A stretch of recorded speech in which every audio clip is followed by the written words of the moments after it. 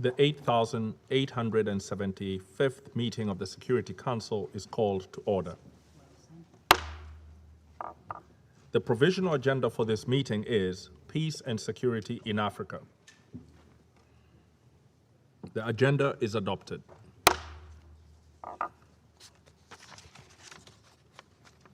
In accordance with Rule 37 of the Council's Provisional Rules of Procedure, I invite the representative of Ethiopia to participate in this meeting.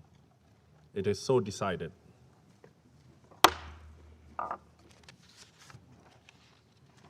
The Security Council will now begin its consideration of item 2 of the agenda.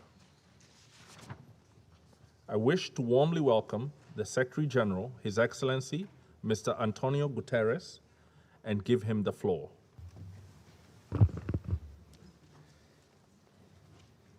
Mr. President, Excellencies, I welcome this opportunity to brief you concerning the situation in Ethiopia. In August, I warned the Council that a humanitarian catastrophe was unfolding before our eyes in Ethiopia, and since then, the crisis has worsened. Up to 7 million people in Tigray, Amhara, and Afar are now in need of food assistance and other emergency support. This includes more than 5 million people in Tigray, where an estimated 400,000 are living in famine-like conditions. Humanitarian aid is still not reaching the area at anywhere close to the levels needed. The only option for road transportation into Tigray is along the Afar corridor, where movements are being severely restricted by official and unofficial checkpoints, insecurity, and other obstacles and challenges. Some minor improvements that are welcome did not change the fundamental nature of the problem. Vital food supplies continue to be blocked, as are essential medicines and equipment. Humanitarian organizations continue to lack the cash they need to operate and to pay their staff. Access to electricity remains precarious. Millions of people are cut off from communication networks and vital services such as health care. And fighting in Amhara is another serious impediment to humanitarian access. As a result of all these facts, life-saving humanitarian operations are being crippled. Our colleagues on the ground are sharing increasingly alarming eyewitness testimony of the suffering, including growing accounts of hunger-related deaths. And in locations where screening has been possible, we are seeing acute malnutrition rates that remind us of the onset of the 2011 Somalia famine. We are also seeing deeply worrying reports of violations of human rights abuses perpetrated by all sides. I am particularly concerned about chilling accounts of violence against women and children, including sexual and gender-based violence. Mr. President, the UN is also actively engaged in humanitarian support to other regions of Ethiopia with pressing needs. The country is facing an immense humanitarian crisis that demands immediate attention. All efforts should be squarely focused on saving lives and avoiding a massive human tragedy. This makes last Thursday's announcement by the government of Ethiopia to expel 7 senior UN officials, most of them humanitarian staff, particularly disturbing. This unprecedented expulsion should be a matter of deep concern for us all, as it relates to the core of relations between the UN and member states. As expressed in the note verbal to the Mission of Ethiopia from the Office of Legal Affairs and shared with the Council a few days ago, and I quote, "A declaration by a state that an official of the United Nations is persona non grata, accompanied by a request or demand that the Secretary General consequently relocate that official out of its territory, is not consistent with the Charter obligation and is inconsistent with the fundamental principles of the International Civil Service enshrined in the Charter. The procedure on such matters is clear. As the note verbal states, if the government has any specific issues concerning any individuals, The relevant information should be brought to the attention of the United Nations to enable the Secretary General to make a decision as to whether any appropriate actions should be taken. In other words, there is a proper, formal procedure, and that procedure was not followed. The United Nations will continue to play its mandated role and work with the government of Ethiopia and with local and international partners to support millions of people in need of humanitarian assistance in Tigray, Amhara and Afar, and across the country, in full accordance with UN Charter and General Assembly Resolution 46/182. I now call on Ethiopian authorities to allow us to do without hindrance and to do this without hindrance and to facilitate and enable our work with the urgency that this situation demands. This means ensuring that visas for incoming personnel from UN entities and from our partners are issued quickly so that we can augment our capacity. The delays we have witnessed in the recent past are another obstacle to effective humanitarian aid. It also means that personnel inside the country are treated with dignity and respect as they carry out their vital work. Our focus remains on ensuring humanitarian assistance to every Ethiopian who needs it. We must save lives and restore livelihoods. I urge the government to allow the unrestricted movement of desperately needed fuel, cash, communications equipment, and humanitarian supplies into all the regions in need. And I appeal to all members of the Security Council to do all they can to support these calls and to unify behind the efforts of the United Nations and its partners in Ethiopia. Last August, in this Council, I called for action on several fronts. As I said then, and I quote, "All parties must immediately end hostilities without preconditions and seize that opportunity to negotiate a lasting ceasefire. Foreign forces should leave the country. Unrestricted humanitarian access to all areas in need must be guaranteed, and humanitarian workers must be respected. Public services must be re-established." This appeal is even more pressing today. Any further escalation of the conflict would only make the situation more tragic. Mr. President, important political events have taken place in Ethiopia since my last Security Council briefing in August. Just 2 days ago, a new government of Ethiopia, led by Prime Minister Abiy Ahmed, has inaugurated. The mandate conferred by the election carries a responsibility to unite all Ethiopians, to focus on the future, to return Ethiopia to its place as a strong, unified, stable leader among the nations of the world. I encourage the newly inaugurated government to use this mandate and work with renewed determination to be a government for all. I welcome the Prime Minister's inauguration remarks prioritizing an inclusive political dialogue involving all segments of the community to resolve the ongoing challenges facing the country. I also note the many messages from African heads of state emphasizing the need for harmony, national unity, development, and peace. I urge all sides to grasp the peace initiative from the AU and His High Representative for the Horn of Africa, His Excellency Olusegun Obasanjo.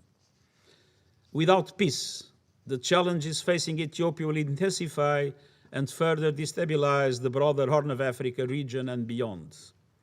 We have an obligation to avoid such a dire outcome at all costs. Mr. President, dialogue is the foundation for peace, and peace is the foundation for a stable and prosperous future. Let us all work to help secure that future for all Ethiopians and for the peoples of the region, and I thank you. I thank the Secretary General for his briefing. I now give the floor to those Council members who wish to make statements. I give the floor to the representative of Ireland. Thank you, Mr. President, and thank you, Secretary General, for your important and timely briefing today. Ireland joined with others in calling this meeting because we believe that the recent expulsion of UN leadership from Ethiopia should be addressed publicly by this Council.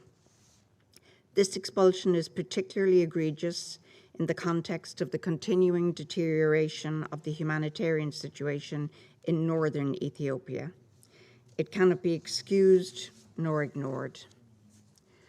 Last Friday, Martin Griffiths told us that 5.2 million people require humanitarian assistance and 400,000 are living in famine-like conditions in Tigray. 80% of pregnant and lactating women are acutely malnourished.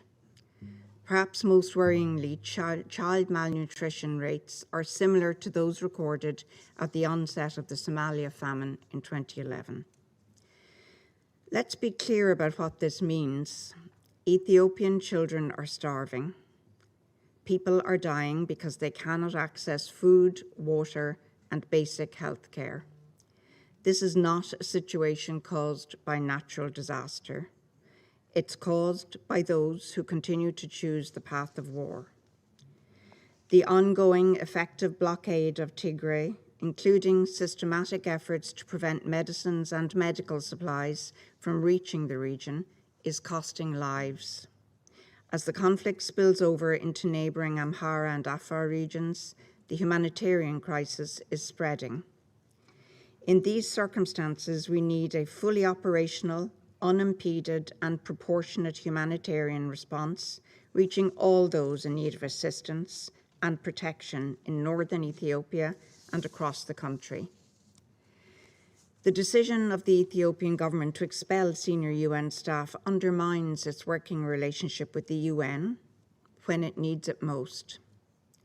As outlined by the EU High Representative on Monday, it risks the further weakening of efforts to bring relief to millions of Ethiopians in need at a moment when aid organisations already face serious impediments in carrying out their mandates. Unfounded allegations and consistent targeting of humanitarian workers put all humanitarian work in a country at risk and are unacceptable. Safeguarding the humanitarian principles of humanity, neutrality, impartiality, and independence ensures that aid can arrive where and when it is needed most. As others around this table have previously done, I call on all parties to the conflict to depoliticize humanitarian aid. Secretary General, you made clear to us when we last met and in your recent letter that the conflict in Ethiopia is spiraling out of control.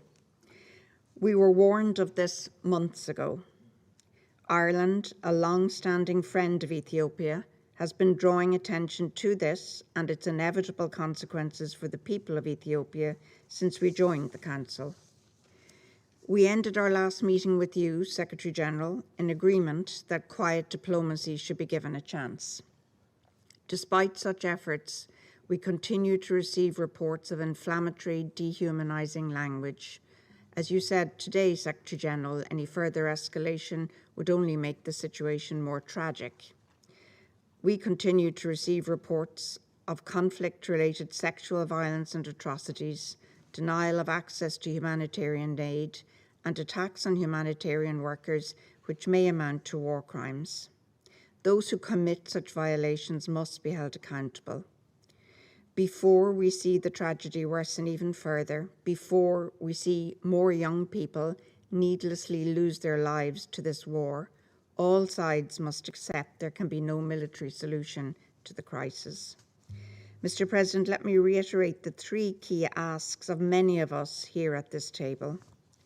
First, we are asking all parties to the conflict to immediately ensure full, unimpeded, and safe humanitarian access required in accordance with international humanitarian law. The blockade on Tigray must end now. The basic services must be restored. Food, medicines, and fuel cannot be restricted to just a fraction of what is required.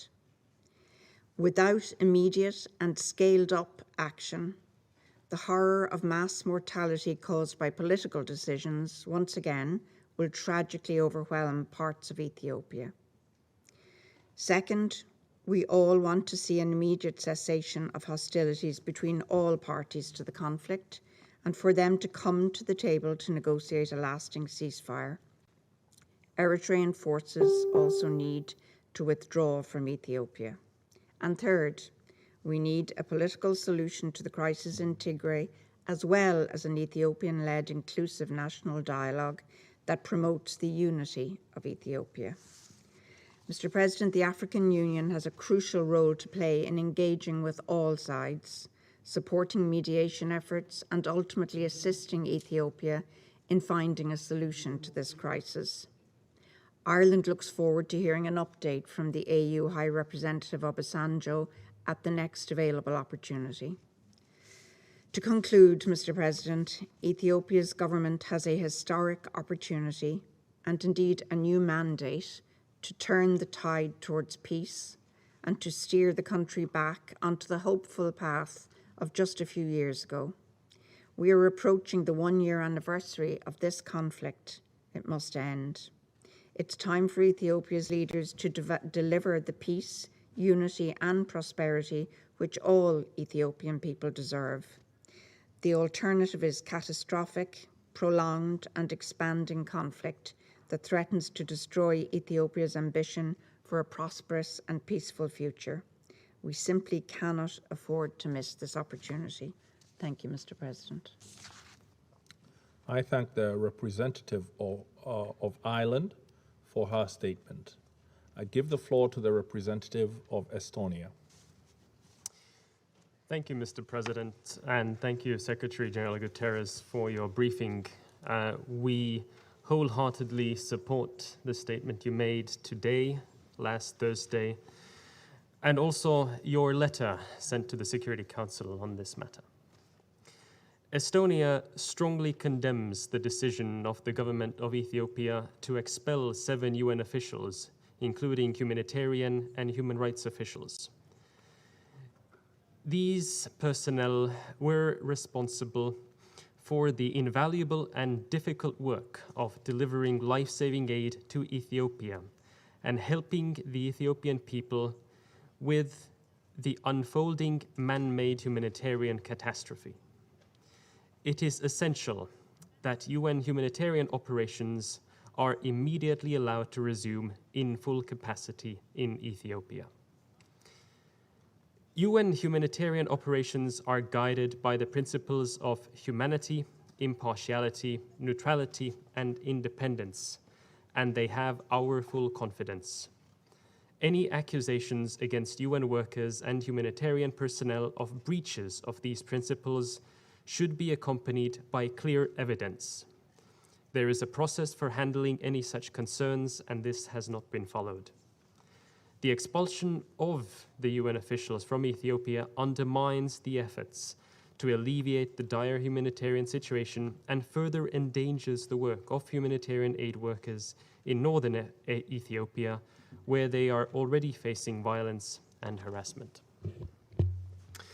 Mr. President, all parties to the conflict have an obligation to facilitate safe and unhindered humanitarian access to all areas affected by conflict and ensure the protection of humanitarian workers in line with international humanitarian law. We urge the government of Ethiopia to take further steps to ensure sustained access for aid convoys to Tigray, to restore public services in the region, and to allow food, fuel, and medical supplies to enter. Only 11% of needed aid entering the region is not acceptable.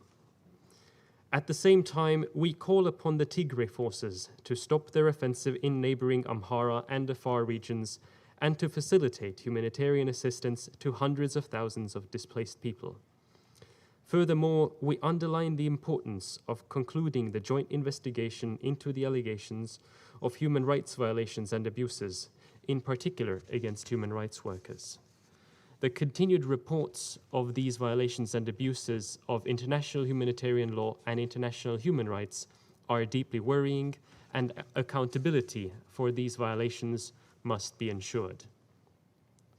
Finally, I reiterate that there is no military solution in Tigray. The newly appointed cabinet in Ethiopia has a mandate from the people and an obligation to bring about a prompt and peaceful solution to the conflict, and also ensure that people of Ethiopia do not die of hunger. I urge the parties to immediately cease hostilities, ensure protection of civilians, and minimize the humanitarian consequences of the ongoing conflict. This should be followed by an inclusive and credible political process with the aim of national reconciliation. In this context, we also reiterate the role of the African Union and encourage their continued engagement in this crisis. Thank you, Mr. President. I thank the representative of Estonia for his statement. I give the floor to the representative of France.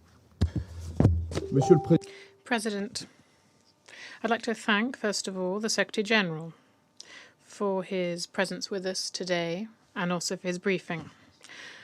I would like to also commend the commitment of UN personnel deployed in Ethiopia. Given the humanitarian emergency, France expects that the Ethiopian authorities fully cooperate with the United Nations and with all international partners. France condemns the decision of the Ethiopian government to declare 7 UN officials persona non grata. France and the European Union will continue to support civilians who have been so gravely affected by the conflict, as we've seen through our financial contributions to the humanitarian response in the north of the country, as well as a humanitarian air bridge established by the EU, France and Italy. This support means that UN personnel and all humanitarian actors can work safely and fully in line with principles and humanitarian law. And France calls on the Ethiopian authorities to guarantee full access for all humanitarian personnel and to respect their own commitments. We will not tolerate intimidation or violence against humanitarian personnel.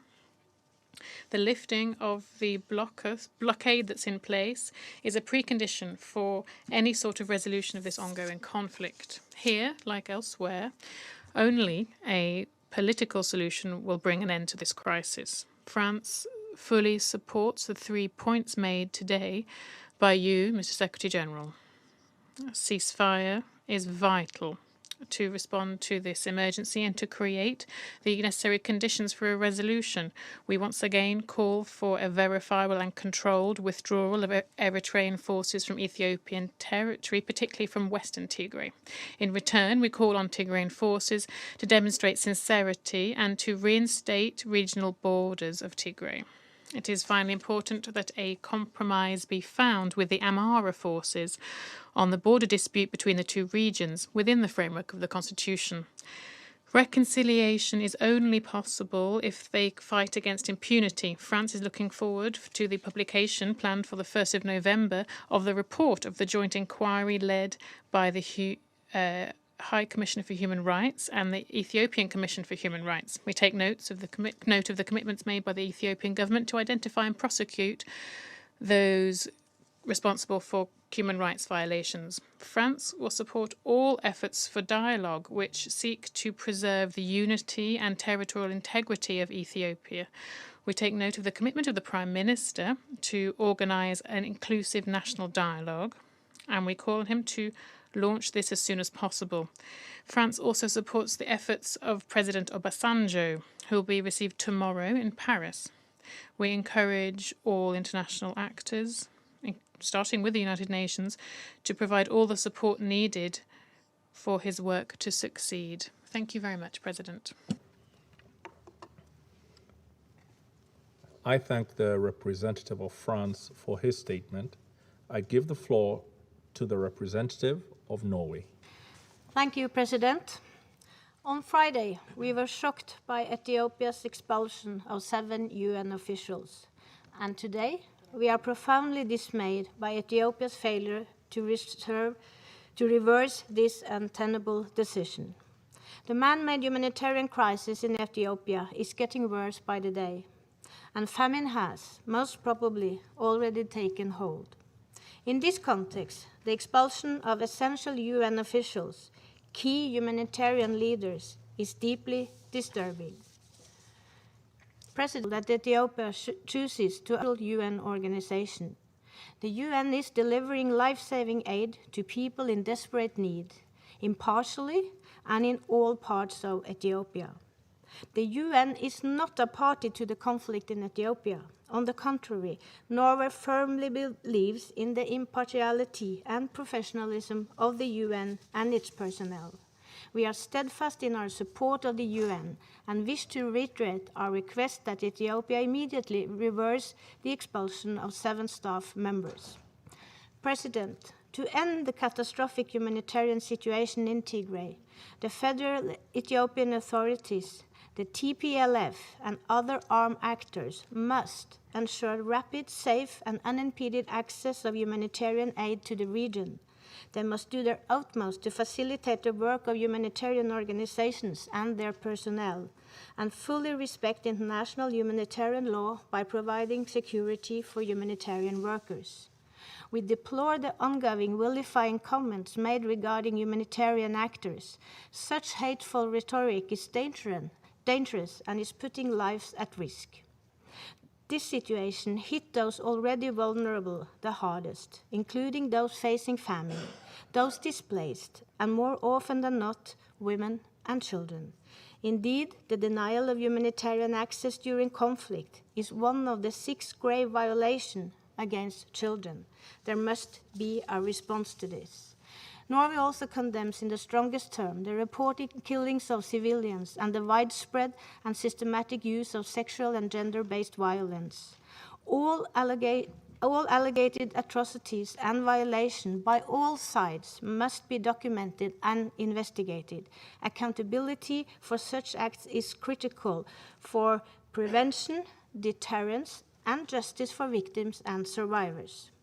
President, Norway strongly supports the appointment of former President Obasanjo as the AU High Representative on the Horn of Africa, and we ask the parties to actively engage with the High Representative. This Council, at a bare minimum, should be clear in support of his endeavors and unified in its support for the United Nations, its humanitarian agencies, and UN staff. If we cannot do this, we have failed. We must urgently and with one voice speak out in support of this, together with an immediate ceasefire, a political dialogue, unimpeded humanitarian access to all those in need, and an immediate reversal of the expulsion of the 7 UN officials. I thank you.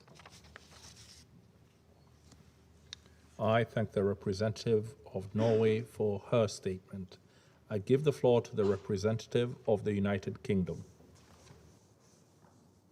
Thank you, Mr. President, and thank you, Secretary General, for your briefing.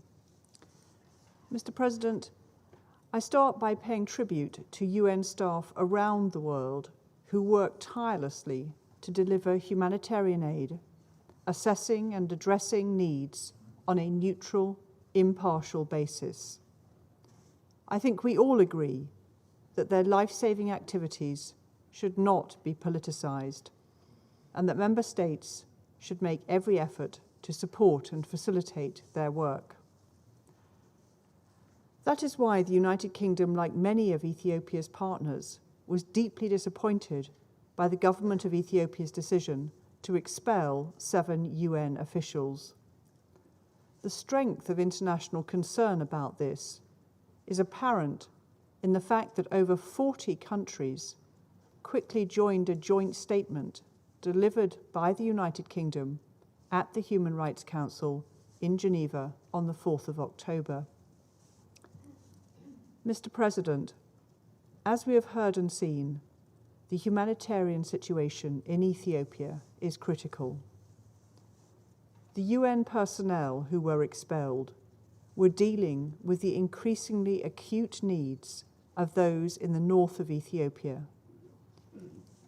The UK Special Envoy for Famine Prevention and Humanitarian Affairs visited Tigray and Amhara last week and saw firsthand the UN's efforts to respond to this emergency. The removal of key UN personnel will have a direct impact on the ability of the international community to deliver vital humanitarian assistance.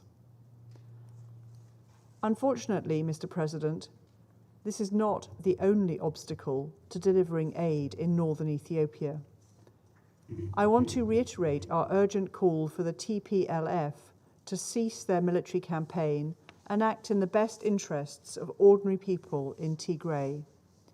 And likewise, I reiterate our call on the federal government to work with the UN and other international partners to eliminate all barriers to humanitarian access.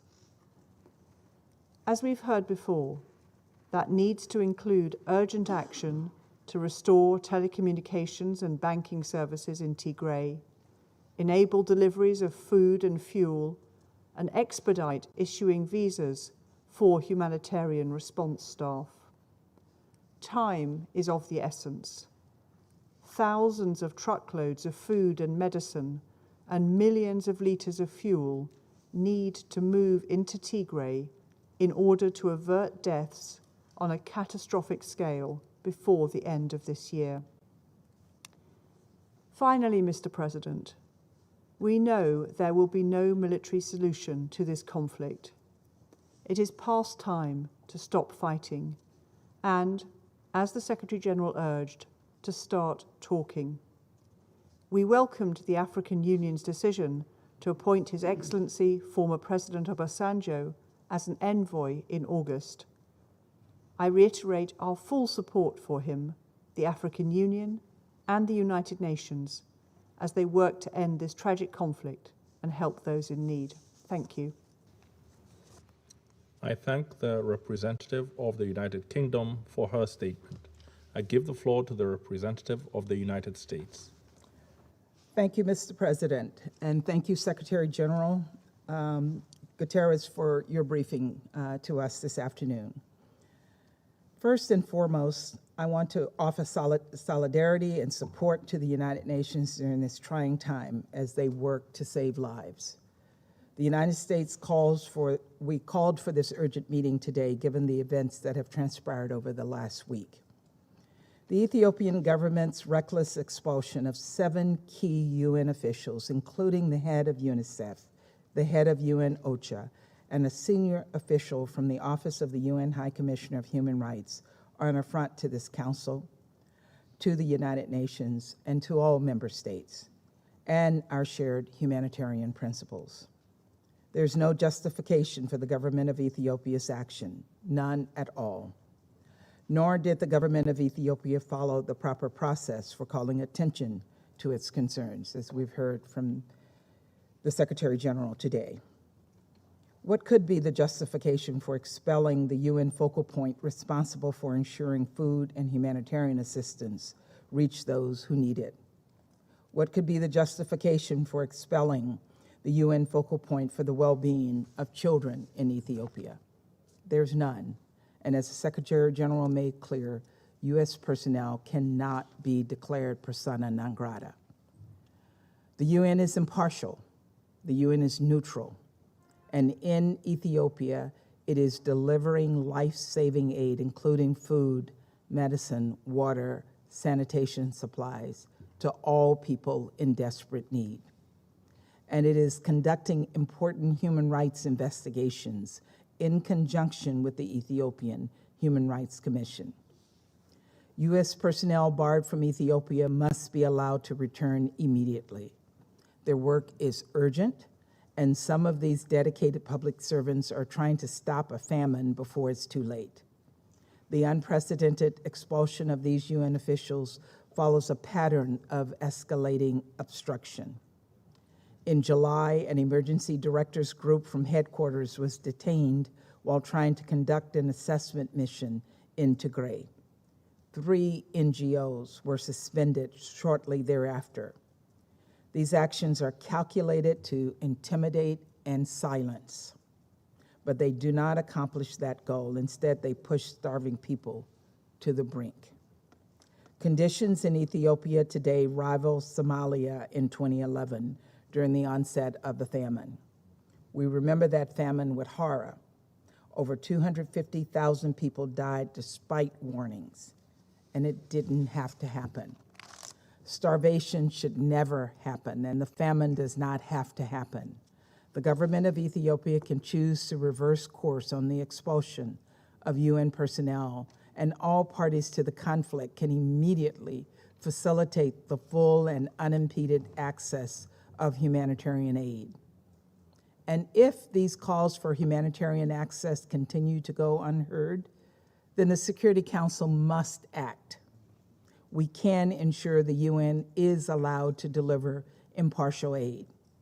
We should immediately consider all tools at our disposal to facilitate this, including a Security Council resolution to save lives and promote international peace and security. Our concerns about the situation in Ethiopia go beyond this immediate humanitarian crisis. Colleagues, 3 years ago, we were talking about Ethiopia as one of the fastest growing countries in Africa, full of promise and on the cusp of a major economic and political transformation. Less than 1 year ago, this current situation was going to be a 2-week law enforcement action. Now we're hearing countless horrific accounts of rape being used as a weapon of war, of violence against civilians, of hunger being used as a tool of war, of famine looming, of UN staff being expelled, Ethiopians killing Ethiopians, thousands by the day. And the conflict is spilling over into the Amhara and Afar regions, creating even more instability and humanitarian need. As the Secretary General said in his letter to us this week, this conflict is spiraling out of control. This is a path Ethiopia's leaders are choosing: to join the club of the most isolated countries in the international community, to let down their own people. The United States has repeatedly called for the Ethiopian government and the TPLF, as well as associated regional militias, to end the fighting now, allow humanitarian access, and move toward a negotiated ceasefire immediately and without preconditions. The Council should fully support these efforts too. There is still hope. It is not too late to stop this descent. The United States believes there must be a political solution to this conflict. We're investing heavily in diplomatic efforts in partnership with the African Union and the region to address this crisis and to end the carnage. We also believe there will be no lasting peace in Ethiopia, and the country's broader project of democratic and economic renewal will not be realized until there is a wider dialogue, one that includes all Ethiopians on the future of their state. So today's meeting represents an important step toward addressing the immediate and wider crisis in Ethiopia, but it cannot be the last. Make no mistake, the Security Council's credibility is at stake today here. We must take on appropriate actions. We must take all appropriate actions to keep civilians safe, to promote accountability for human rights violations and abuses, and deliver humanitarian relief to Ethiopians in dire need. We must all call on the government of Ethiopia to reverse the expulsion immediately. Time is of the essence. Lives are on the line. If ever there was a moment to step up and do our duty, it is now. Thank you. I thank the representative of the United States for her statement. I give the floor to the representative of Tunisia. Thank you, Mr. President. I speak on behalf of the A3+1, namely Kenya, Niger, Tunisia, and St. Vincent and the Grenadines on this important crisis in Africa. I thank the Secretary General for his presentation and welcome the participation of the Permanent Representative of Ethiopia. Mr. President, we meet today regarding the decision by the federal government of Ethiopia to declare 7 UN officials working in Ethiopia as persona non grata, in light of the previous concerns we have expressed in calling for maximum access to enable humanitarian aid to reach Ethiopians in need. We noted the persona non grata notice with concern. We say this in the full understanding of the duties and obligations that all humanitarian actors must respect in the conduct of their work. Nevertheless, the risks of a large-scale famine, which to a large extent is being prevented by the aid delivered by the organizations to which the expelled individuals belong, raises serious concerns. Even within their sovereign rights, governments should observe their domestic and international humanitarian law obligations. The rights of the Ethiopian people to receive aid in this dire emergency are of the highest moral and legal character. We strongly urge the government and the United Nations to undertake every effort to resolve any differences and get back to ensuring aid is delivered to Ethiopians in desperate need. Concerns regarding the expelled individuals should be thoroughly considered on the basis of substantiated evidence and within a frank and genuine dialogue between the Ethiopian government and the United Nations. Discussing these issues publicly may not be constructive in the current circumstances, nor will it alleviate the suffering of the populations affected by the conflict in northern Ethiopia. The efforts of quiet diplomacy undertaken through constructive dialogue between the United Nations and Ethiopia are our best option to address this issue. In the meantime, we believe that priority must be given to the continuity of unfettered humanitarian assistance to needy people in northern Ethiopia. We welcome the renewed commitments of both sides in this regard. Mr. President, with the newly established government in Ethiopia, we reiterate that peaceful dialogue and democracy are the best mechanisms for the resolution of serious political differences. Today, we cannot help but return to this position, noticing with pain as fellow Africans the suffering of our Ethiopian brothers and sisters in Tigray and elsewhere in the country. The highest priority then at this stage is to declare an immediate ceasefire to allow for an unrestricted humanitarian access to the affected population, as well as for the re-establishment of public services in all the conflict areas. We recognize and welcome the government's extensive efforts deployed since the beginning of the conflict to deliver humanitarian aid and to enhance humanitarian access. We emphasize on the need to continue efforts towards the unhindered delivery of humanitarian assistance and strongly encourage the Ethiopian authorities to fulfill all their commitments in ensuring humanitarian outreach to the people in need. The A3+1 recognizes the important role of UN humanitarian agencies and all humanitarian actors which should be supported. In this context, we call on all parties to comply with their obligations under international humanitarian law. They should also ensure the respect and the protection of all humanitarian personnel and United Nations and associated personnel as reiterated in Security Council resolutions 1502 and 2175. At the same time, we underline the obligation of all humanitarian personnel and United Nations and its associated personnel to observe and respect the laws of the country in which they are operating in accordance with international law, including the principle of non-interference. Further, we stress the importance for humanitarian organizations to uphold the core principles of neutrality, impartiality, and humanity in their humanitarian activities, in full respect of the sovereignty, political independence, territorial integrity, and national unity of the host state in accordance with the Charter of the United Nations. Mr. President, the humanitarian situation in northern Ethiopia is part of a much bigger and complex crisis which is unfolding with a potential regional spillover effect that may threaten peace and security in Ethiopia and beyond.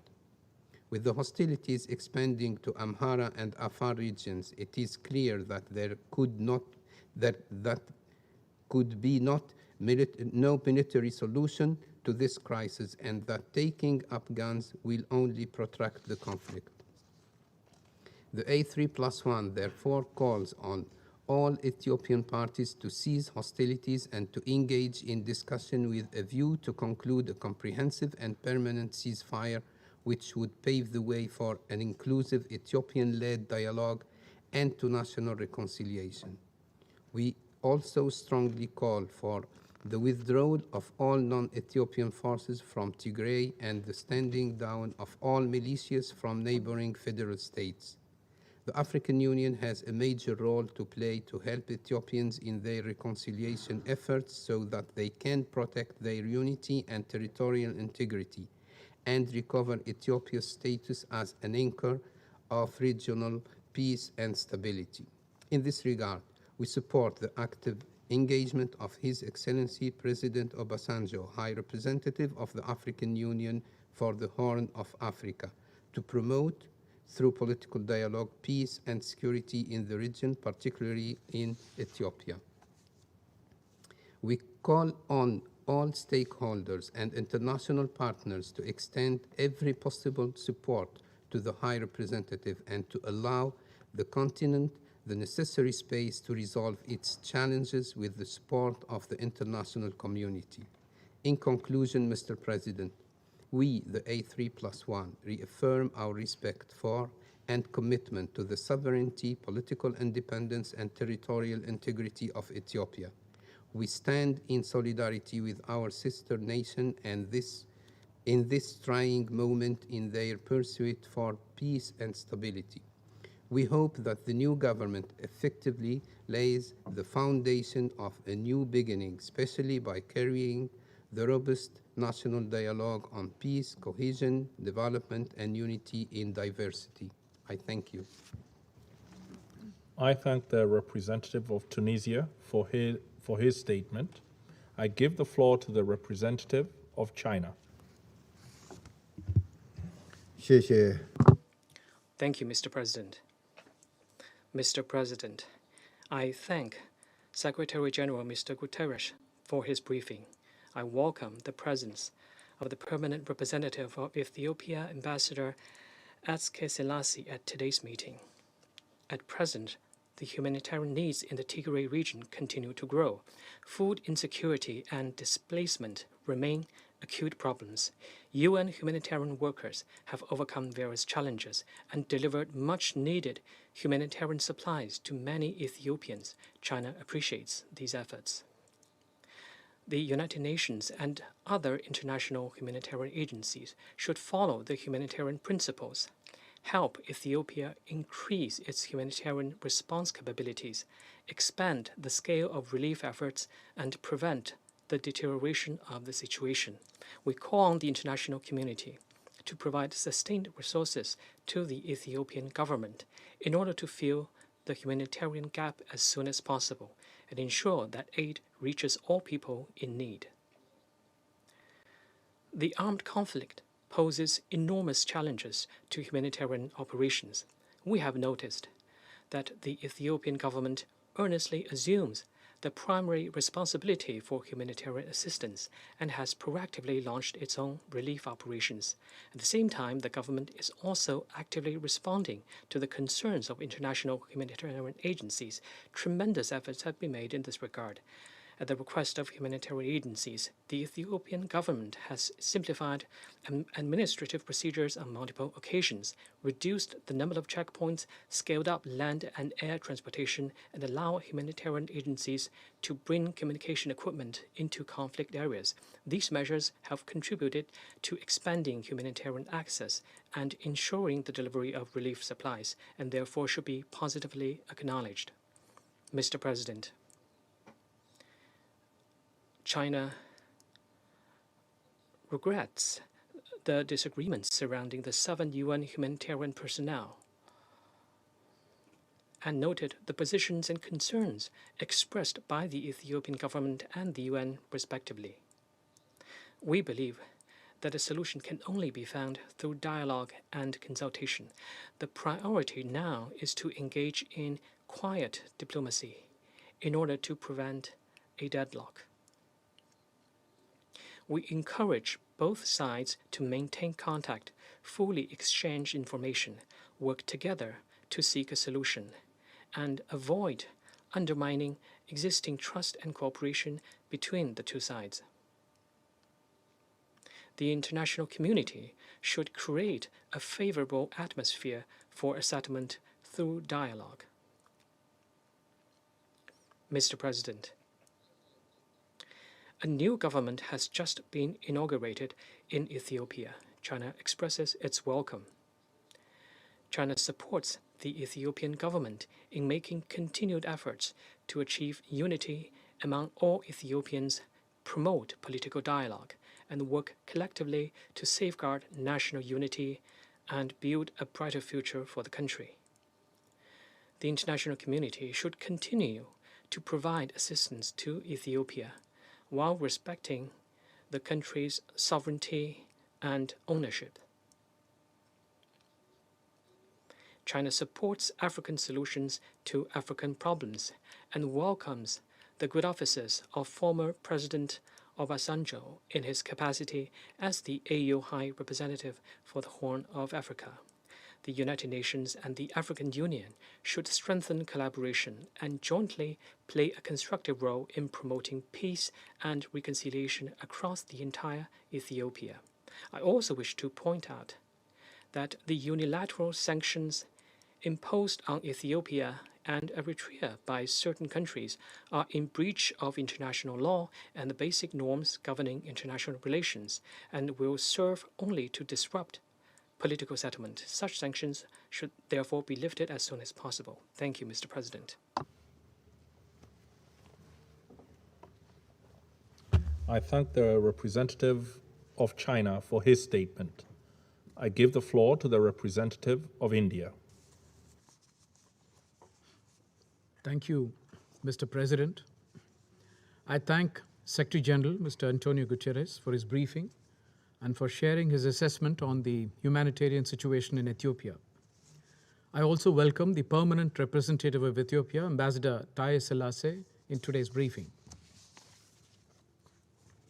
The humanitarian situation in northern Ethiopia has been adversely impacted due to the continuing conflict which began in November 2020.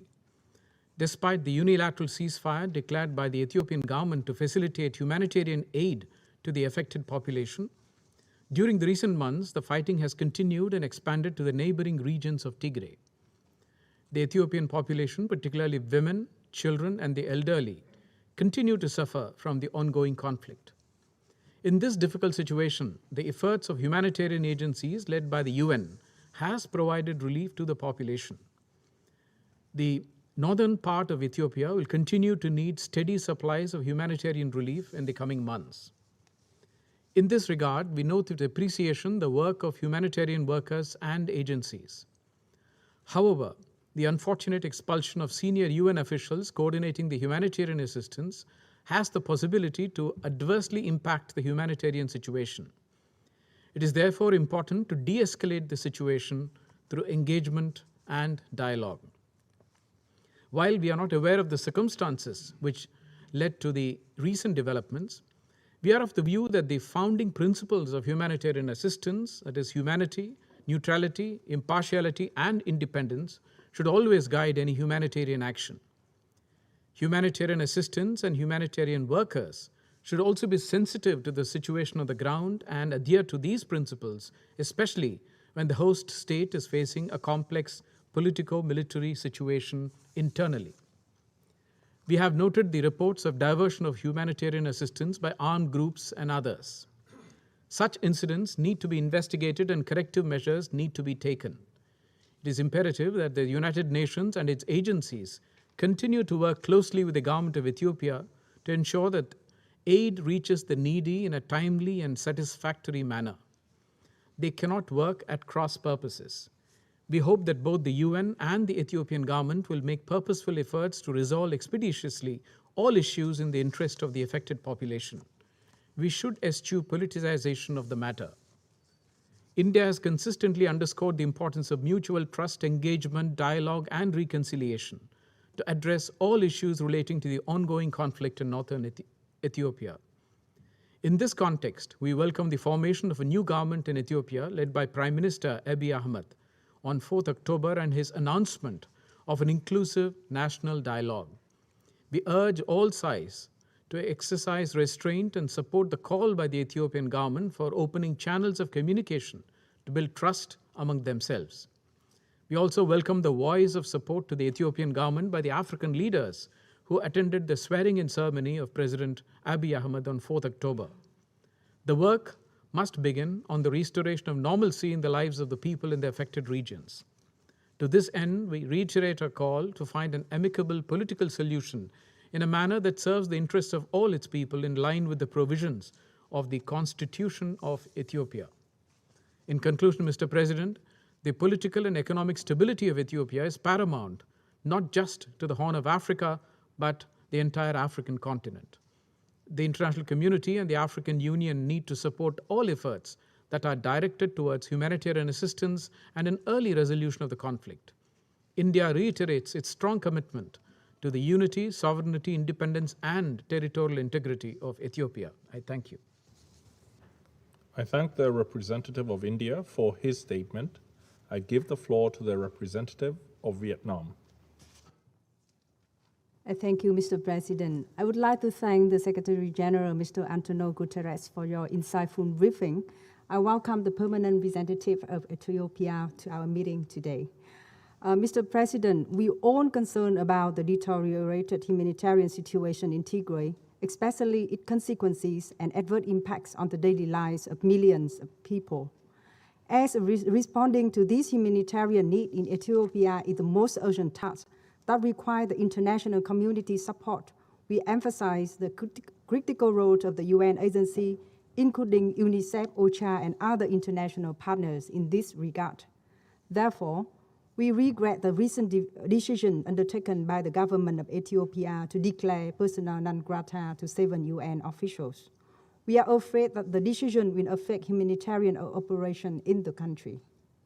In this context, we call for dialogue, trust building, and cooperation between the government of Ethiopia, the United Nations, and other parties to overcome these differences so as to achieve humanitarian assistance.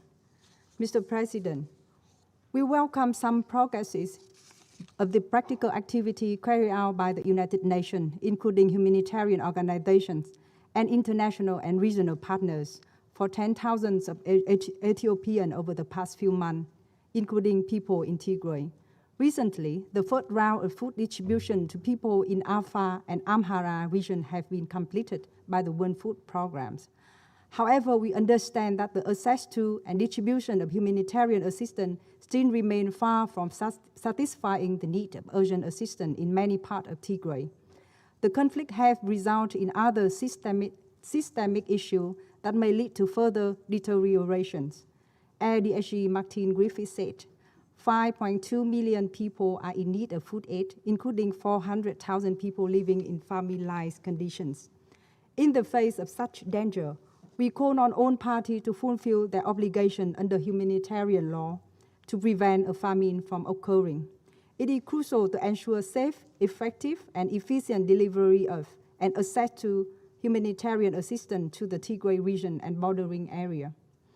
Mr. President, we also share concern of the international community, including those expressed by the Secretary General, about the alarming levels of violence and killing against civilians, including women, children, and humanitarian workers, as well as the destruction of infrastructures indispensable to the civilian population in Tigray. The acts of violence are unacceptable and run counter to the international humanitarian law. We call for an immediate cessation of hostility, upholding responsibility under international humanitarian law, and ensuring the protection of civilians, especially women and children. Mr. President, the crisis in Tigray stems from complicated political, historical, and ethnic reasons. The background requires relevant parties to engage in dialogue and reconciliation rather than further hatred, thereby creating favorable conditions for starting an Ethiopia-led political dialogue. It is high time for a compromise to be made toward a comprehensive solution for sustained stability and development in Ethiopia on the basic principles of the international law and the UN Charter. We call on Ethiopian authority and all other concerned parties to give the highest priority to the interests of its people. In this process, the international community, including the Security Council, should support all efforts toward this end in full respect of independence, sovereignty, unity, and territorial integrity of Ethiopia. Mr. President, the conflict and situation in Tigray have had certain impacts on the region that require relevant parties to exercise self-restraint. In this connection, we support the constructive engagement of neighboring countries and regional organizations for peace, security, national reconciliation, national unity, and development in Ethiopia. I thank you, Mr. President. I thank the representative of Vietnam for her statement. I give the floor to the representative of Mexico. Thank you very much, Mr. President. Mr. President, my delegation thanks the Secretary General for his briefing and report. We also welcome the permanent representative of Ethiopia in this assembly. We noted with concern the assertions made by the Ethiopian government and which led to the expulsion of the United Nations officials. We have also listened to the very clear and comprehensive position expressed by the Secretary General. Now, before considering the arguments put forth by the two parties, we must first point out that the decision by the government of Ethiopia has a direct impact on humanitarian work being conducted on the ground. In just another month, it will be a year since the start of the conflict that has already resulted in thousands of deaths and millions of persons displaced, in addition to the more than 5.2 million persons now requiring food assistance. The work of the United Nations agencies, funds, and programs could mean the difference between life and death for thousands of persons. In addition to the obstacles to humanitarian work, we're concerned at the impact that the expulsion of one of the staff members of the UN Office of the High Commissioner for Human Rights could have on the joint investigation being conducted with the Ethiopian Human Rights Commission, including an impact on the deadline that has been set for delivery of the final report, which is slated for the 1st of November. Mexico maintains its strong commitment to the United Nations and is convinced that its humanitarian operations are at all times governed by the principles of humanity, impartiality, neutrality, and independence, as set out in Resolution 46/182 of the General Assembly, and that was in 1991.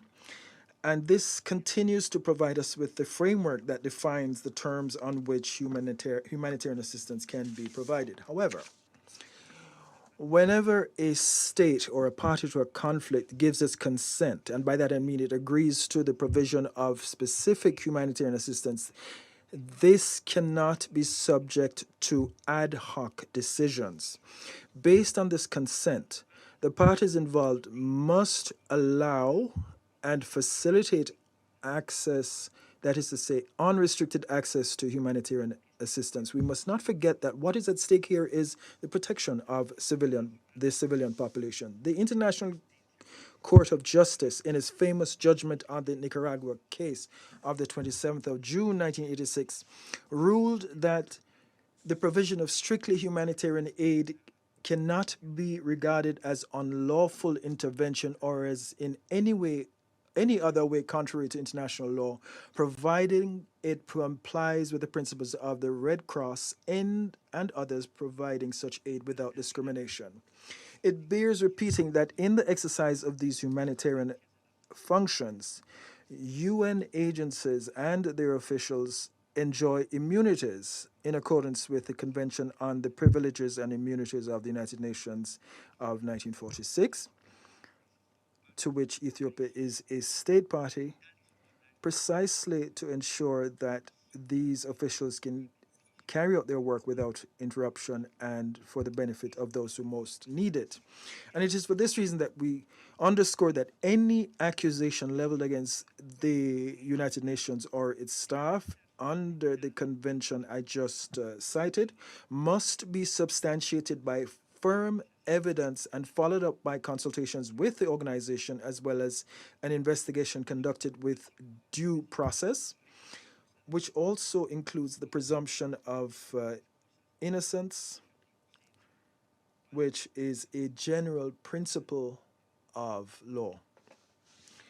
Mr. President, humanitarian access in Tigray is a need for millions of persons, and the provision of humanitarian assistance should not be politicized. And it's for this reason that we therefore call on all parties in Ethiopia to guarantee unrestricted flow of food, medicines, fuel, and other goods needed to protect the civilian population and to meet their basic needs. We support rather the call for a humanitarian ceasefire and the withdrawal of foreign actors from Tigray and its neighboring regions to ensure that humanitarian assistance reaches everyone that is facing desperate conditions. It is now time for us to put a stop to the suffering of millions of persons. We also back regional efforts to find a solution to the conflict, and to this end, any progress on the mediation track, whether by the recently appointed High Representative of the African Union for the Horn of Africa or indeed any other actor, will be particularly welcome. Thank you.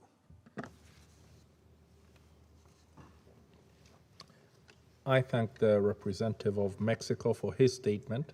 I give the floor to the representative of the Russian Federation. President, we are grateful to UN Secretary General Antonio Guterres for the information he has provided on developments in Ethiopia. We also welcome the participation in today's meeting of the Permanent Representative of Ethiopia to the United Nations, Haile Selassie. First and foremost, we'd like to congratulate all Ethiopians on the forming of the new government on the 4th of October. The conclusion of the electoral process is confirmation that the Ethiopian political forces are ready for dialogue in order to find solutions to problems that the whole population of the country is facing, in order to develop the state, to promote peace and well-being. The Russian Federation continues to support the territorial integrity, sovereignty, and independence of our friends in Ethiopia. We continue to follow very closely the development of the military and political situation in the north of the country. We still believe that the Tigray dossier is an internal affair of Ethiopia, and the national capacity for reconciliation hasn't been exhausted. We also believe that it is within the power of Addis Ababa to solve its own problems with the support of the international community, first and foremost representatives of the region. In this connection, we support efforts to find a resolution taken by the recently appointed High Representative for the African Union on the Horn of Africa, Olusegun Obasanjo. We know that he is already working hard and has established initial contacts with the Ethiopian capital. We're looking forward to specific results from this work. At the same time, we do believe that deliberately toning up international rhetoric as regards the situation in the north of the country and spiraling politicization of the humanitarian file only hinders the Pan-African organization's work for mediation efforts. Bearing in mind the seriousness of the dispute and the complex historical context, this will not be a speedy process. Therefore, only coordinated efforts and diligent diplomatic work, including through bilateral channels, can bear fruit. We are certain that pressure involving this UN Security Council, threats and of resolutions, and the imposition of unlawful unilateral sanctions, and the creation of a toxic atmosphere in the media is counterproductive. President, as regards the humanitarian situation in the north of Ethiopia, we fully share the concerns as regards the growing humanitarian needs there. The region, which even before the crisis was unstable from the point of view of food security, is currently in particularly dire straits. The ongoing violence in Tigray and in neighbouring regions of Amhara and Afar are seriously compounding the broader situation and provoking new flows of IDPs and refugees. There are also specific problems that require urgent response and which, as we believe, can and must be resolved immediately. First and foremost, we mean the situation surrounding the World Food Programme trucks stranded in Tigray. And we believe it is unacceptable to block transport from UN humanitarian organisations, let alone use them for other purposes. We've said on many occasions at the Security Council and other platforms that the media focus exclusively on the humanitarian situation in Tigray leads to a politicization of this issue and creates further dividing lines in Ethiopian society. We cannot minimize the misfortune of people living in the regions of Afar and Hamar who have not been suffering any less, and also problems in other regions of the country. President, Russia has always supported humanitarian efforts of the UN. And we express our gratitude to humanitarian and medical workers who, in difficult and often dangerous conditions, provide urgent humanitarian assistance to all those who need it in the most remote corners of the planet, including in Ethiopia. Every year, we make our own financial contribution to the work of a host of programs and funds. We intend to continue this assistance, providing experience and expertise to the humanitarian wing of the UN. We regret the decision made last week by Addis Ababa to expel UN officials. This, of course, will not help resolve the severe humanitarian crisis in the country. At the same time, we would call for not to dramatize what happened. We believe that through mutually respectful dialogue, Addis Ababa and the Secretariat will be able to re-establish trust and amicably solve the disagreement that has arisen in the interests of the people who need assistance. Here, there are still many questions, particularly as regards steps that were or weren't taken to prevent a negative turn of events. In this connection, it's particularly important to tread carefully and learn from this so that these kind of incidents don't happen again in the future. Much like for other situations around the world, we insist that humanitarian assistance should be provided fully in line with UN General Assembly Resolution 46182 and the UN guiding principles, as well as international law and national legislation. We must once again state of the vital need for credible and constructive dialogue, and also close cooperation with the sovereign Ethiopian authorities, who continue to cover the lion's share of all humanitarian needs in Tigray and in neighbouring regions. In conclusion, we would like to reaffirm Russia's readiness to continue to support the normalization of the situation in Ethiopia and in the Horn of Africa as a whole. Thank you for your attention. I thank the representative of the Russian Federation for her statement. I now give the floor to the representative of Ethiopia.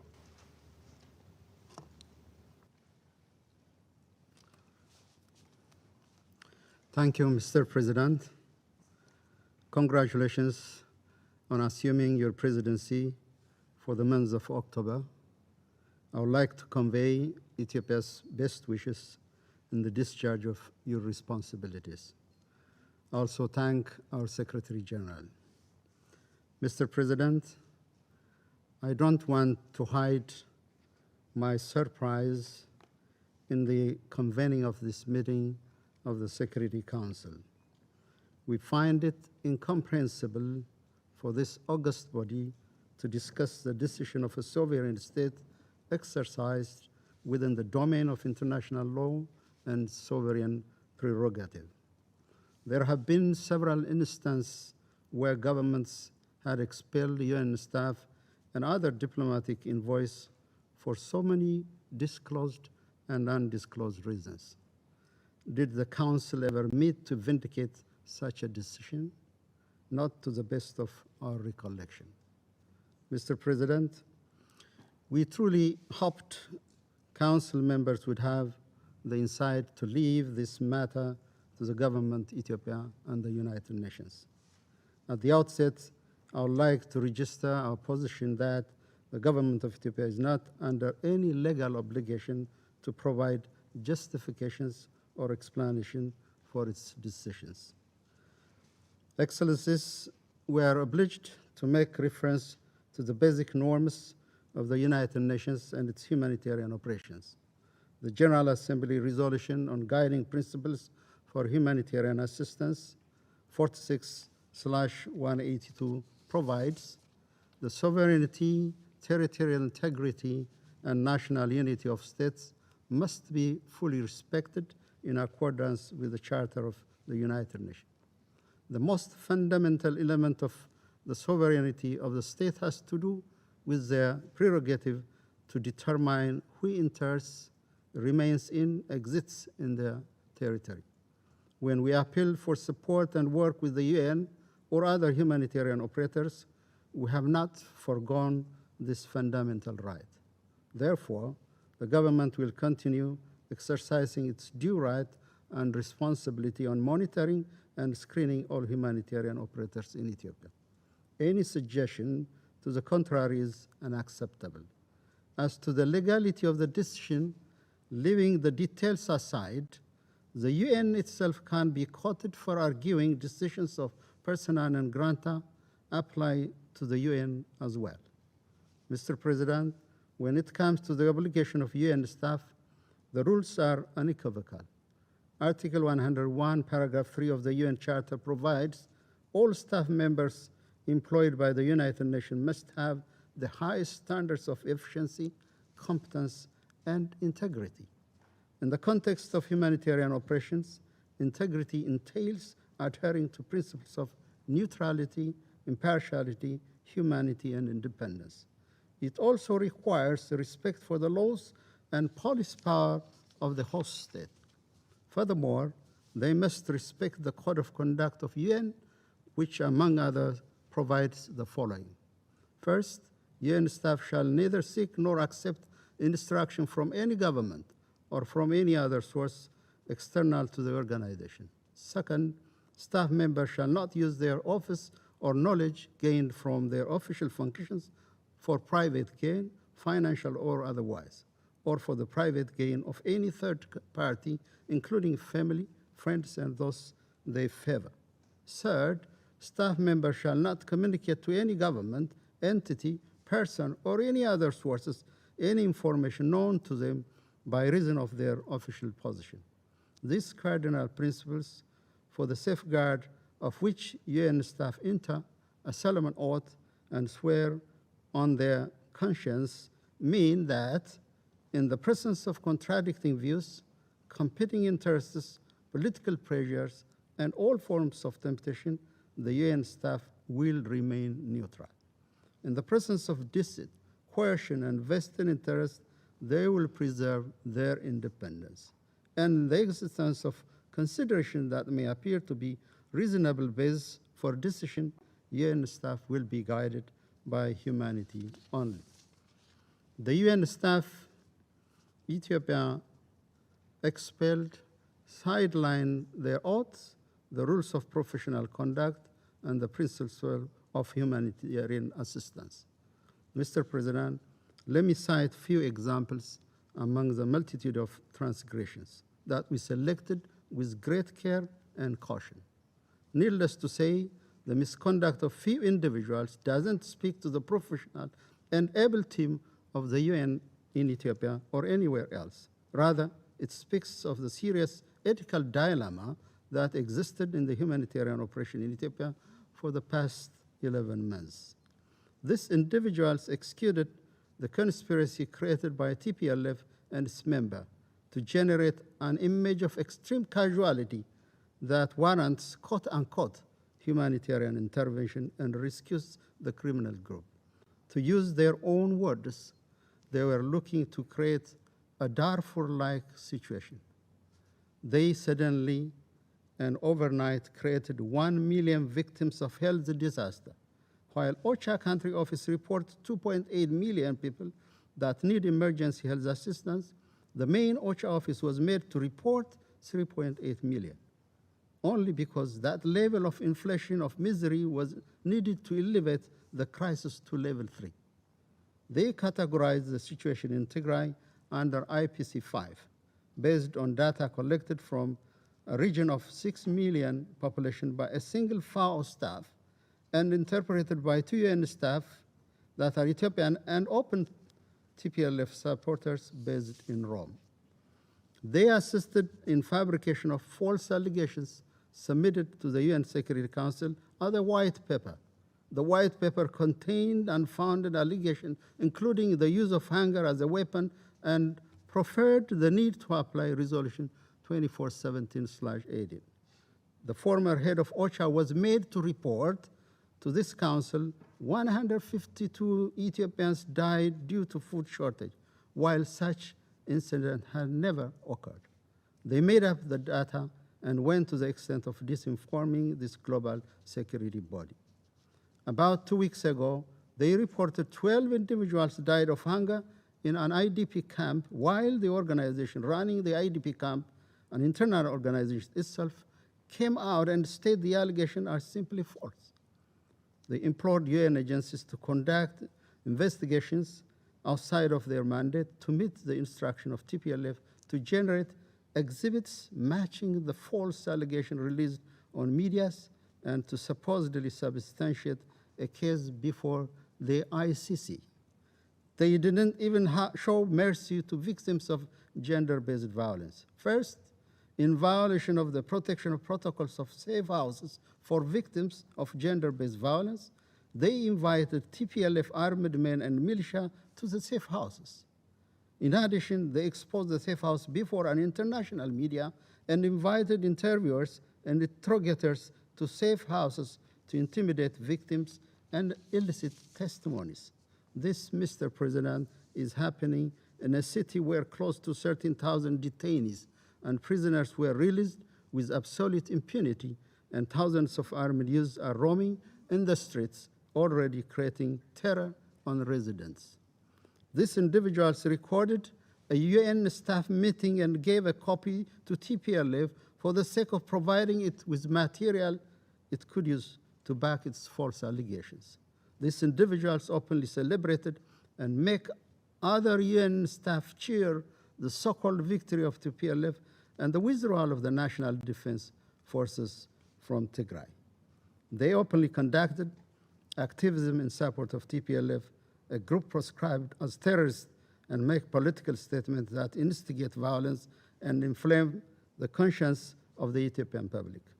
They assisted siphoning food, medicine, communication equipment, all other essential supplies and equipment and transfer to TPLF.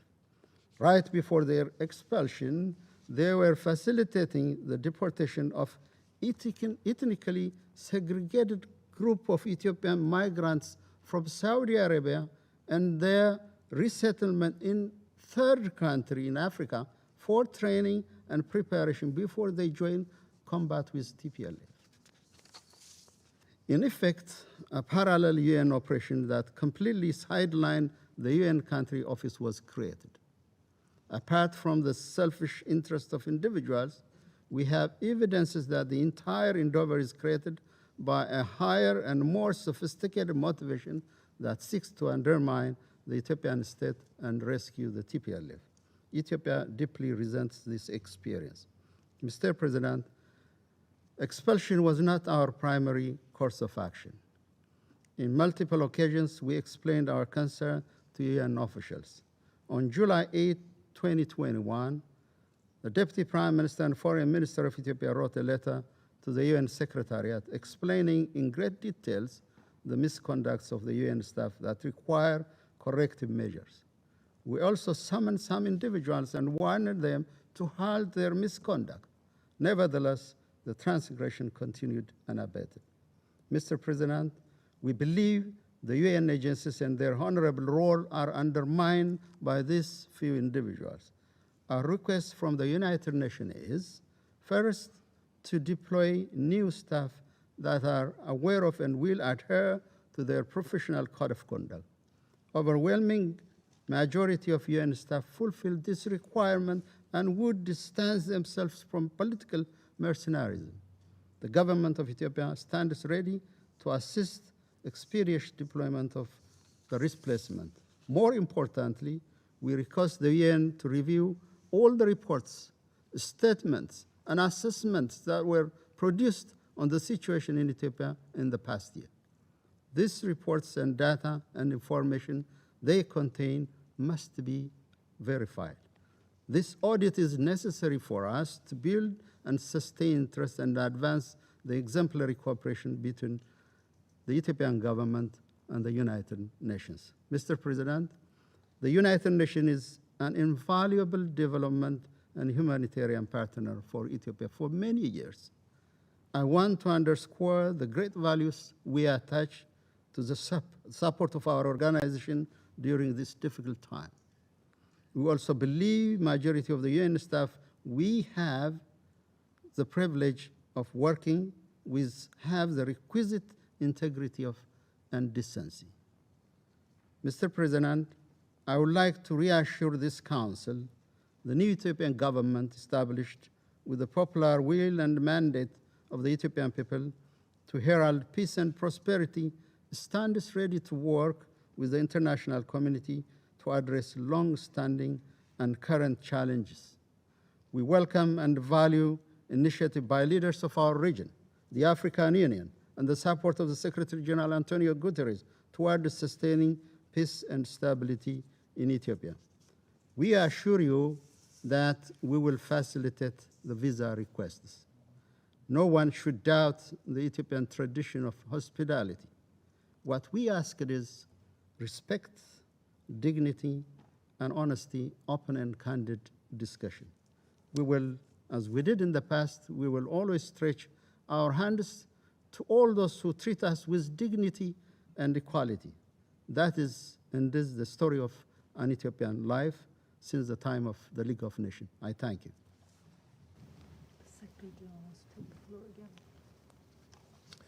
I thank the representative of Ethiopia for his statement and invite the Secretary General of the United Nations to take the floor. Thank you very much, Mr. President. If there is anything I have cherished during all this period, is to maintain a very effective and operational relationship with the government of Ethiopia and with its Prime Minister, to the effect that I had many criticisms in the global media about that, accusing me of being biased in favor of the Ethiopian government.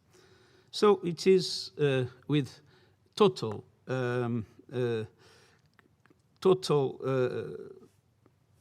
I would say, in a spirit of complete easiness, that I would like to ask you one thing, Mr. Ambassador.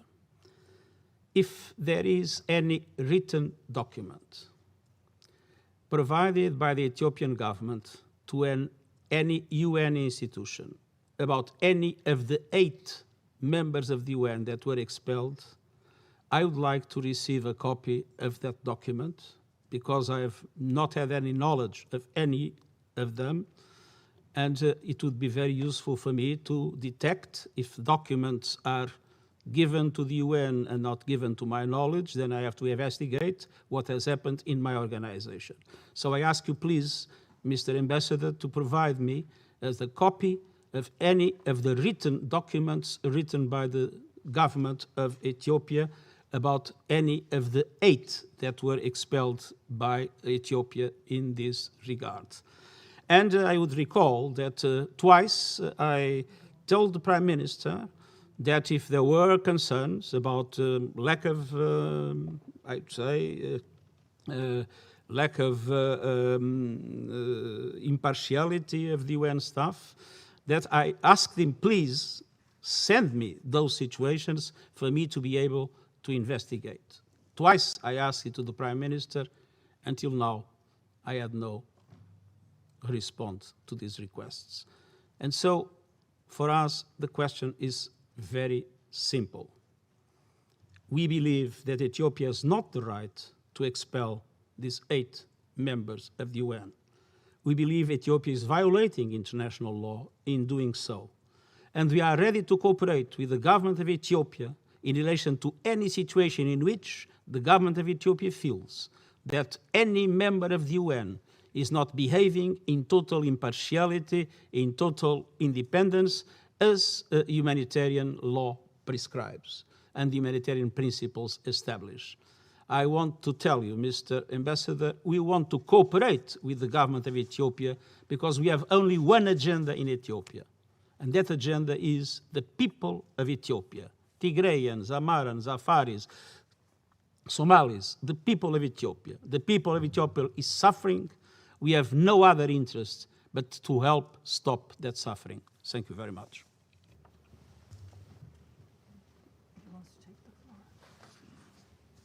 I thank the Secretary General for his further clarification. The representative of Ethiopia has asked for the floor to make a further statement. I give him the floor. Thank you, Mr. President. Mr. Secretary General, I hear you loud and clear. I fully understand and realize the support you have given to our people and my government as well. We know where your heart is. You have approached our issue with candidness, with candor, and we highly respect that. As to the asks, I will definitely communicate to the appropriate authorities, and we will, of course, expeditiously, and as I have made it clear in my statement, this is an issue that has to be dealt between the Ethiopia and the United Nations. Whatever document that will be available will be submitted to your office, Your Excellency. I thank you. I thank the representative of Ethiopia for his statement. There are no more names inscribed on the list of speakers. The meeting is adjourned.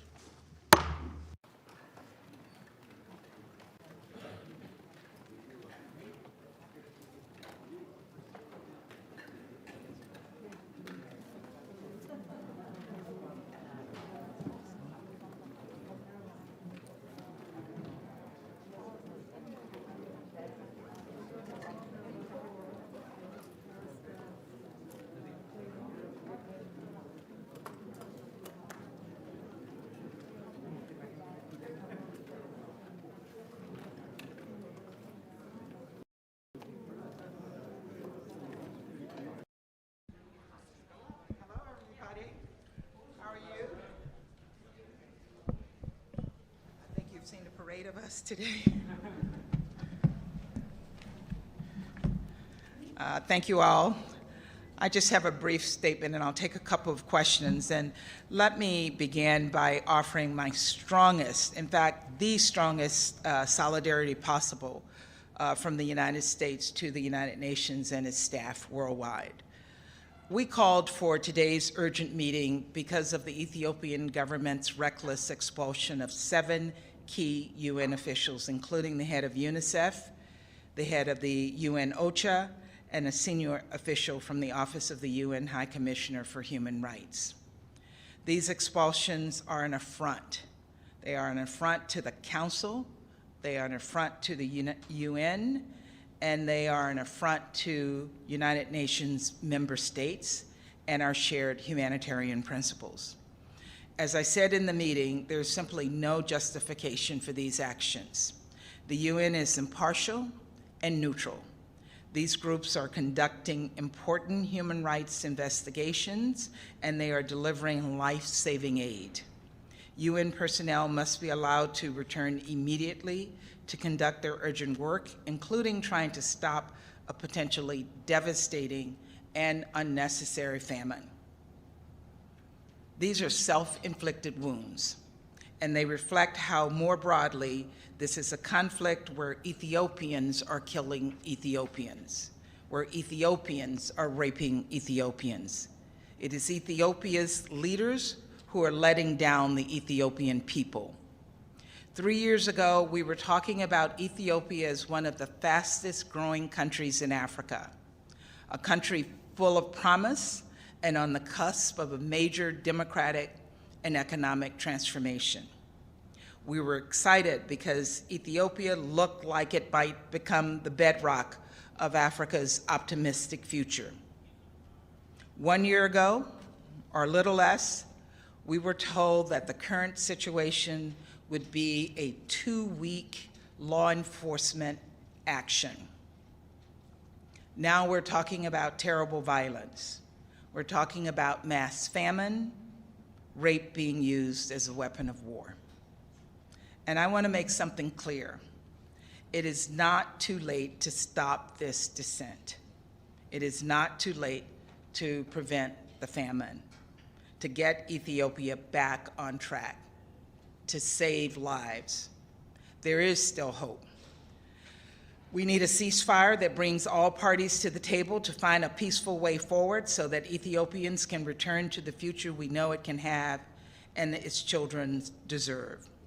The government needs to allow for the resumption of services to northern Ethiopia. There will be no lasting peace in Ethiopia, and the country's broader project of democratic and economic renewal will not be realized until there is a wider dialogue, one that includes all Ethiopians, on the future of that state. It is time for Ethiopian leaders to do the right things for the people of Ethiopia. Thank you. I will take a couple of questions. Thank you. Thanks, Ambassador. Michelle Nichols from Reuters. Hi, Michelle. Given what we just heard in the Council from some of your colleagues, it doesn't look like any Council action is imminent. So what's the US planning to do? Are you going to impose sanctions soon on Ethiopia? And if I could, just on Afghanistan, we heard earlier from the Afghanistan director of WFP warning about the collapse of the Afghan economy if there's no sort of injection of cash. What is the US doing to try and kickstart the Afghan economy? Thanks. Well, first on the question of Ethiopia, I think the fact of the council meeting today and speaking directly to the Ethiopians was an action. And believe me, it was not an action that was easy to take, but we were able to bring the council together in unity to speak about the situation in Ethiopia and have the Secretary General speak about the situation in Ethiopia. And we called upon the government to reverse its decision, and we called on the government to move forward on a ceasefire and look for a way forward. In terms of the United States, we do have tools at our disposal. You may have noted in my statement, I suggested it could be that we do a resolution. But also, we, as you know, the President signed an executive order a couple of weeks ago that gives us the possibility of putting sanctions against individuals for gross violations of human rights and blocking of humanitarian assistance. And that is available for our use when we need it. On the situation in Ethiopia, it is not the U.S. government's responsibility, but we have to work together as the international community to find a way to support Afghanistan moving forward. But I also will add that it is also the responsibility of the Taliban to provide an enabling environment that allows for the world to provide them with that assistance. We continue to provide humanitarian assistance to Afghanistan, and we have worked to find ways around the sanctions regime to ensure that humanitarian assistance continues to flow into the country. And we will look forward to working with others in the international community to see what we can do to support the people of Afghanistan moving forward. James Bays, Al Jazeera. Can I ask you about the new allegations that were made there by the Ethiopian ambassador to justify the expulsions? He said that UN officials had inflated and falsified data, even made up deaths. What is your response to those allegations? You heard what the Secretary General said in response to those allegations. It's our first time hearing them. The Secretary General asked for evidence. He asked for evidence that the Ethiopian government had brought any of these allegations to the attention of the United Nations, and none of us have seen that. And as a UN Security Council member and a UN member state, we too want to see those allegations and to see where they're coming from. And the fact that you noted they are new allegations, they weren't even lodged prior to the 7 individuals being kicked out, raises some concerns in my mind about those. Thank you. That's all we have time for today. Thank you.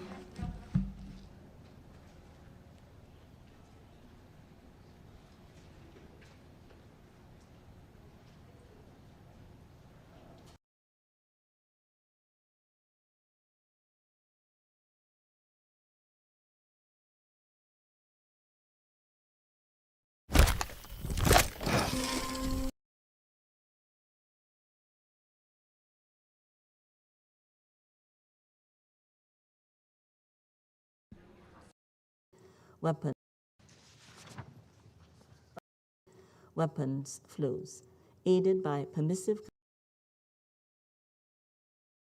make other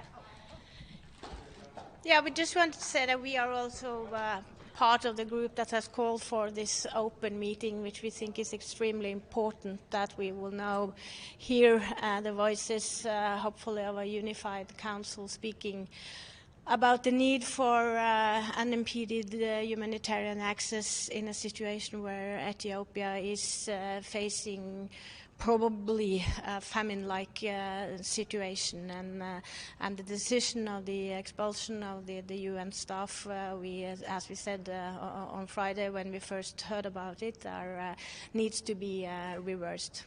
Time for a council statement.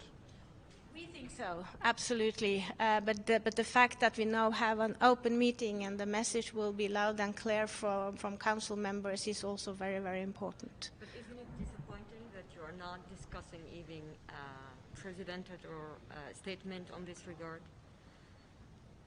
We will see what happened in the meeting, but from our side, we would have liked to see a statement coming out of this meeting. China have the same objections than on Friday? We have to wait and hear what they say. Thank you. Thanks.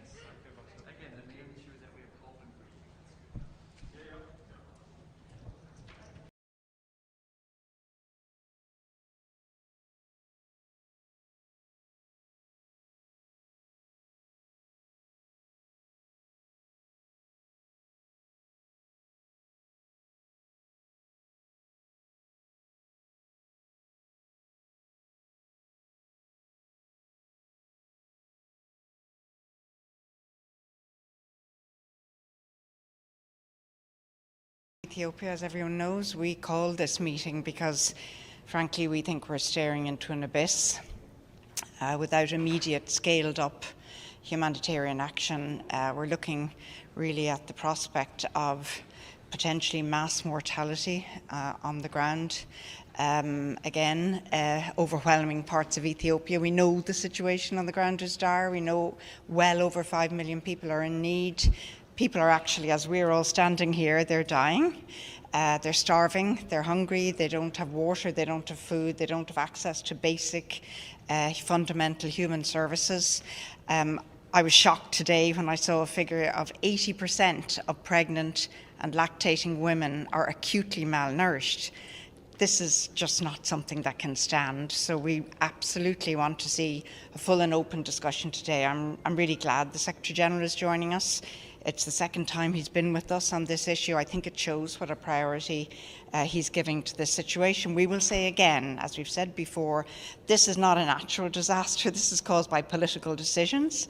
We want to see full, upscaled, immediate humanitarian access, a cessation to all hostilities, and clearly need for political dialogue. Do you expect the Secretary General to call for the reinstatement of the 7 expelled humanitarian workers? Well, I expect to hear from the Secretary General about the impact that this expulsion has had. We think that the expulsion of the workers, for which we've seen no credible basis for the allegations that are being made, we want to see humanitarian support scaled up in Ethiopia. So we don't see how this works. We honestly believe that this undermines the confidence between the UN and Ethiopia. So we want to see an end to this phase. If I could just add that, you know, the Prime Minister Abiy has just been reinstated. A historic opportunity now for the government of Ethiopia to get back on a path. We saw a bright future for Ethiopia a number of years ago. But if this opportunity is missed, I think we're staring at catastrophe. What does the Council need to do? Do you plan to have a statement from the Council? You know that Ireland had wanted to see a statement last week already. We would like to see the Council speak out. Let's listen to today's debate. It's a big moment that we will be at the table. I'm delighted that Ethiopia will be with us today, explaining the situation to us as members of the Council. Ireland will be very happy, but we're not ready yet. Thank you very much. That there is no statement yet or discussed from the Council members?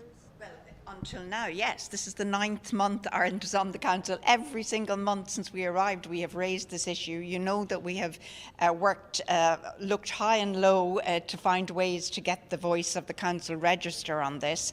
We are deeply concerned nationally. We're deeply concerned as humanitarians and as just ordinary individuals. Seeing the reality on the ground in Ethiopia is shocking.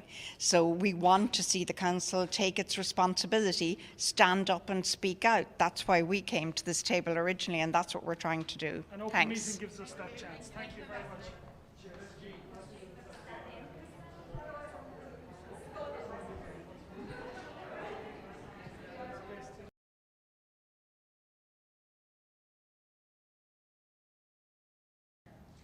Could we have a quick word on Ethiopia and the expulsion of the 7 UN staff? Could you ask the question again? What? Could we have a quick word on Ethiopia, where the Ethiopian government have expelled or declared... No, I think we remain very concerned with the situation in Ethiopia. The Council will discuss Ethiopia, I presume, in the next days or weeks. Tomorrow morning we will adopt the program of work for the month of October. And I don't see how we will not discuss the situation there in the coming days. But we'll get back to you on this one soon. But I think there are... But it's not justified, the PNG of these staff, in your view? I don't know. I saw the statement of the SG, and I think we have to support the SG. Thank you.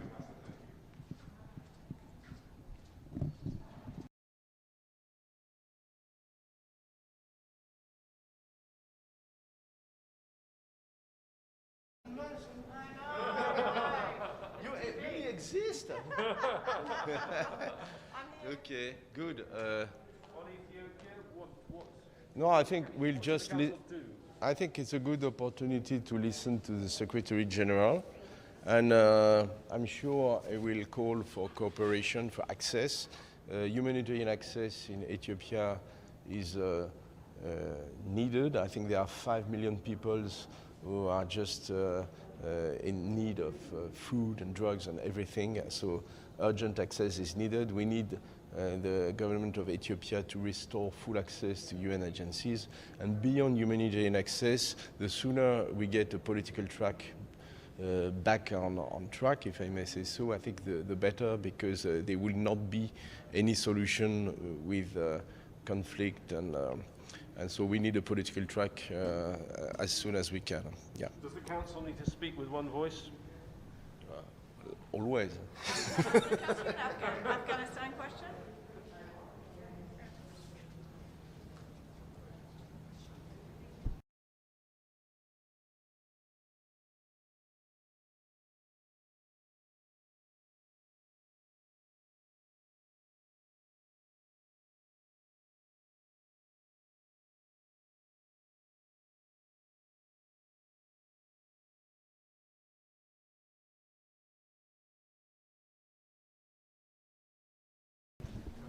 Hi, good morning. Hi, how are you? Should I take off this? Yeah, now we are just, as all of us, really shocked by the decision of the Ethiopian government to expel the UN from Ethiopia. We think that this decision is completely unacceptable, and we would insist vis-à-vis the government that they reverse that decision. And I mean, the UN is really not a part in this conflict. The UN presence is necessary to make sure that one can help the civilian population, men, women, children, the most vulnerable ones who are in almost a famine-like or near famine-like situation in Ethiopia. So we will certainly also wish that also from the Security Council that we express our views on this. Ambassador, will the council be able to speak in one voice? And also, what direct impact will this have on humanitarian operations in the region?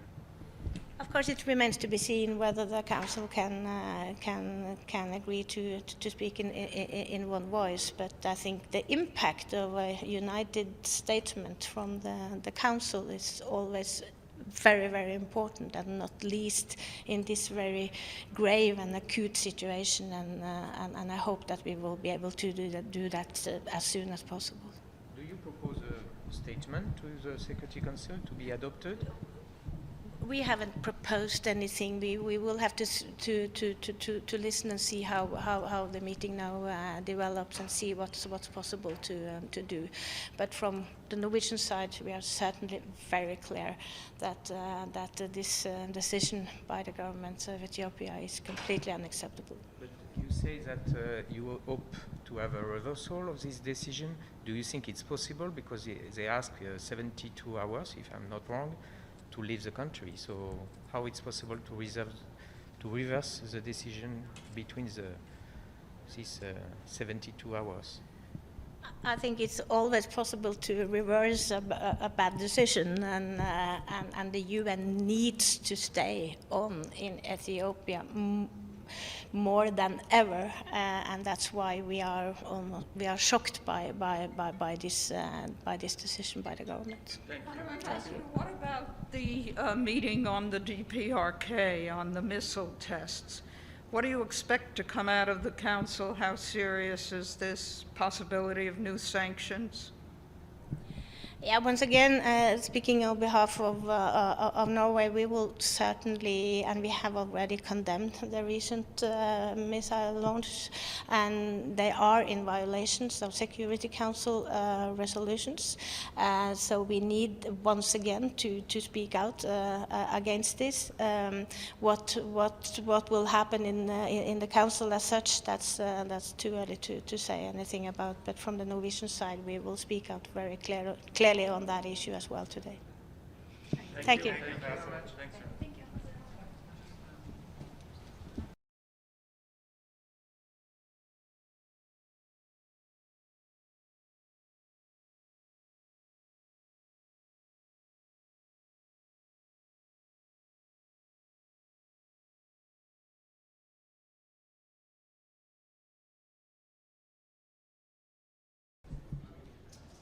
Ladies and gentlemen of the media, the United Nations has no political agenda in Ethiopia. Our agenda is just one: to support the Ethiopian people, Tigrayans, Amarans, Afaris, Somalis, that have suffered so much. We cannot see people go on dying because of bullets or dying because of hunger. We need to do everything to stop this conflict. We need to do everything for humanitarian aid to be distributed everywhere, to everybody. We need to do everything for a dialogue to be established among Ethiopians to solve the problems in Ethiopia.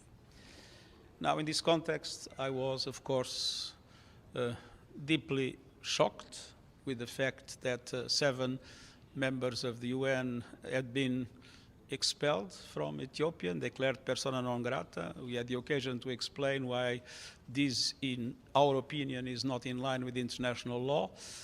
But on top of that, because so many accusations are appearing, today I asked the ambassador of Ethiopia to provide me with any copy of any written document given by the government of Ethiopia to any UN entity in relation to wrongdoings of any of these 7 members of the UN.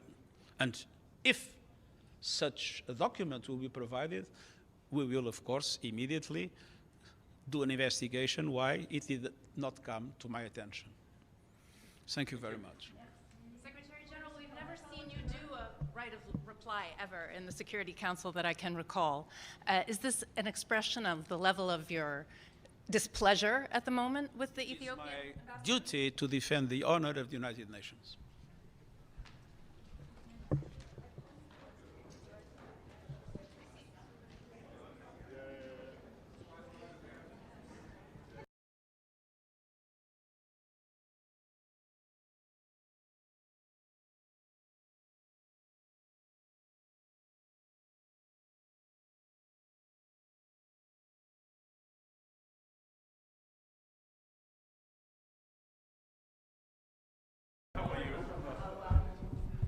I have the day's business for you, and at 10 we're going to have briefing and consultations on MONUSCO, the UN stabilization force in the Democratic Republic of Congo, and also on DRC sanctions. And at 3 we'll have consultations on UNDOF, the UN disengagement observer force.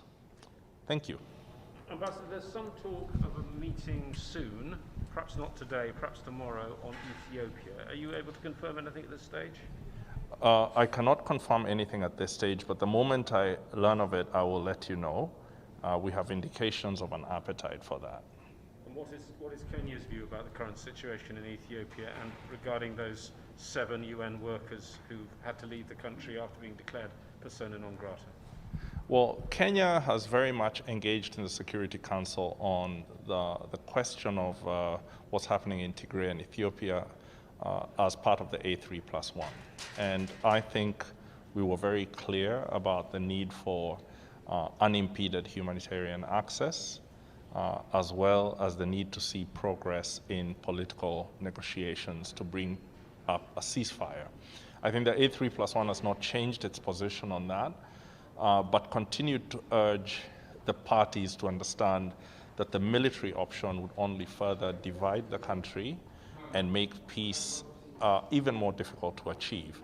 And I think the final part of our statement as A3+1 said, if I can recall, that they should not think that they can break each other's will as a basis for building a peaceful and stable country. Thank you. Can I ask you another question about the sanction committee? The blockage by Russia to renew the sanction committee for different countries, RDC, Mali. I'll take that tomorrow morning, if you don't mind. Yeah.